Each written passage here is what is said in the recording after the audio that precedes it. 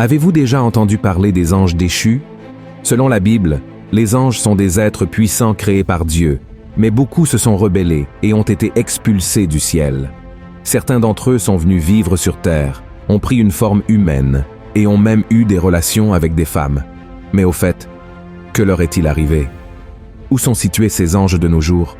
Regardez cette vidéo jusqu'à la fin. Je vais tout vous révéler à leur sujet. Et si vous ne vous êtes pas encore abonné à ma chaîne, cliquez maintenant sur le bouton « S'abonner » juste en dessous de la vidéo et venez marcher avec moi tous les jours, car je veux partager des enseignements bibliques de manière simple et je veux aussi faire des prières le matin et le soir pour votre vie.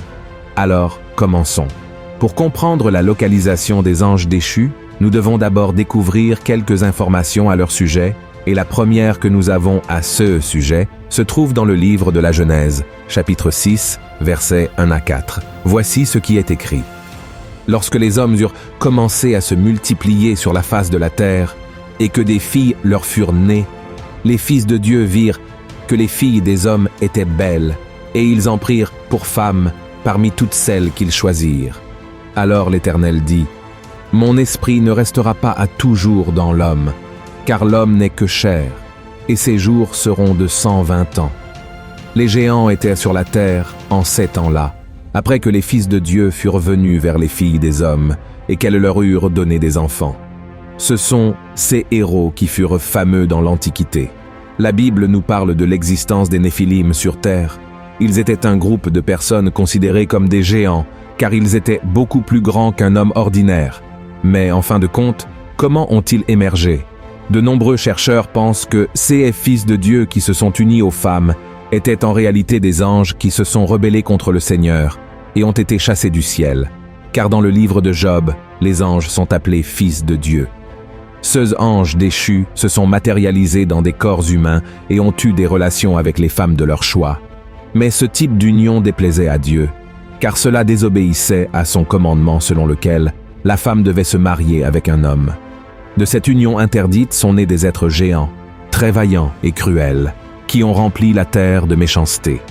Cela nous montre que même les anges pouvaient commettre des péchés et recevoir une punition pour leurs erreurs. Regardez ce qui est écrit dans Jude, chapitre 1, verset 6. Qu'il a réservé pour le jugement du grand jour, enchaînés éternellement par les ténèbres, les anges qui n'ont pas gardé leur dignité, mais qui ont abandonné leur propre demeure. Cela nous montre que ces anges déchus qui se sont unis aux femmes sont actuellement prisonniers et enchaînés, et Dieu les maintient ainsi jusqu'au jour du jugement final, en raison de leur rébellion et de leur destruction sur la terre. L'apôtre Pierre a également dit que ces anges déchus sont retenus dans les ténèbres.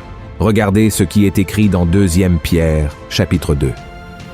Car si Dieu n'a pas épargné les anges qui ont péché, mais s'il les a précipités dans les abîmes de ténèbres et les réserve pour le jugement, maintenant, pouvez-vous imaginer quelqu'un renonçant à une vie de lumière pour vivre dans une obscurité totale?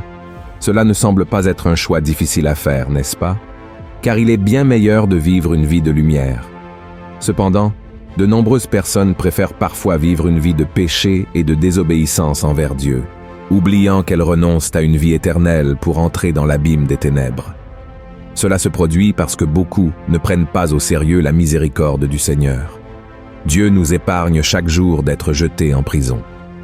Il nous montre le chemin pour revenir à lui, mais malheureusement, beaucoup préfèrent se rebeller contre lui et contre sa parole, et comme nous le savons déjà, cela ne finira pas bien. La Bible dit dans Jean, chapitre 3, verset 19, que la lumière est venue dans le monde, et cette lumière, c'est Jésus, mais les hommes ont aimé les ténèbres plutôt que la lumière, car leurs œuvres étaient mauvaises, et ils n'ont pas voulu se repentir.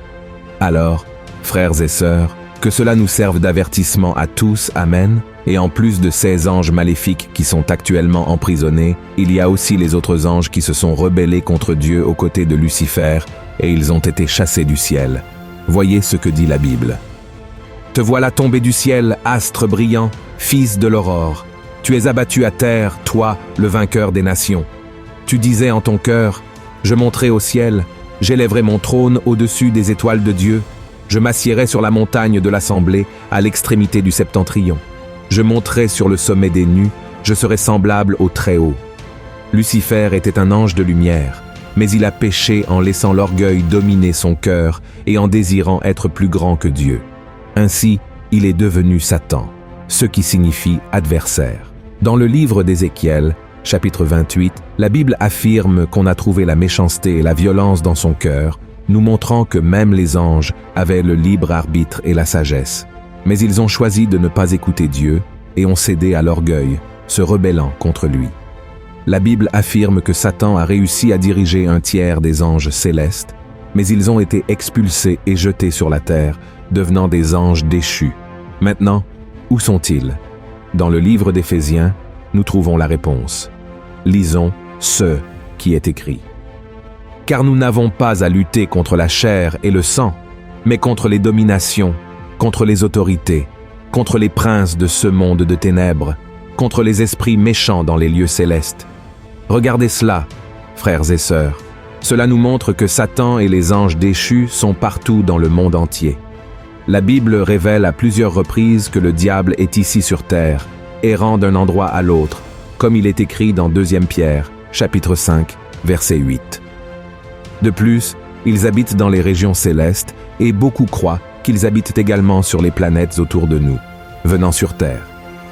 Ceux démons qui habitent dans les régions célestes lancent des flèches enflammées contre nous et dans nos pensées, en plus d'essayer d'empêcher les bénédictions de nous parvenir par le biais des anges.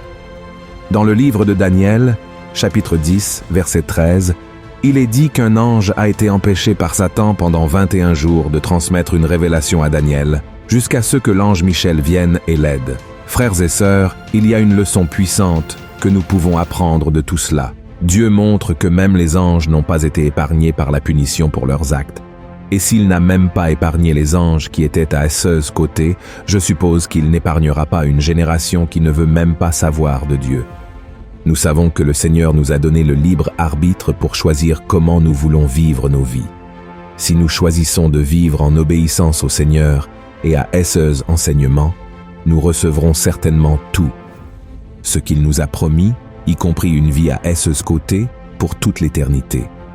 La Bible dit dans Éphésiens, chapitre 2, que le salut est par la grâce, par la foi en Jésus, et non par nos bonnes œuvres.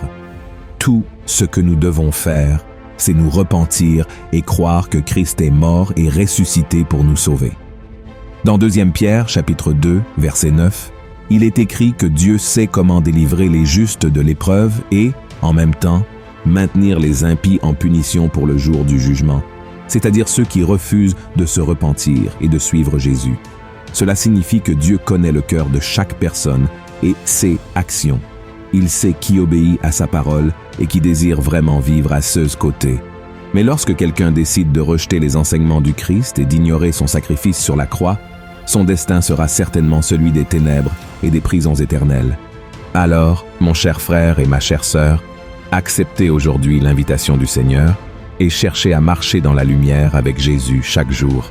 Vous verrez que c'est la meilleure décision qu'une personne puisse prendre dans la vie. Amen. Si vous avez aimé ce message, partagez-le sur WhatsApp, sur Facebook. Propageons le message de Dieu à tous et je vous attendrai dans la prochaine vidéo. Une grande étreinte.